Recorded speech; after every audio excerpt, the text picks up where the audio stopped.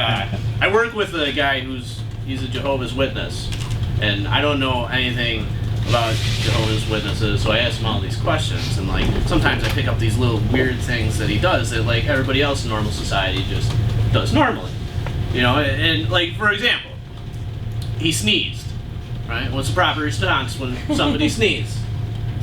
You say God bless you, right? It's manners. It's like please and thank you. You say God bless you. He doesn't do it.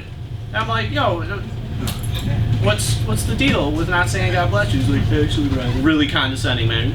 Actually, Brian, we don't recognize the sneezing as a blessed activity.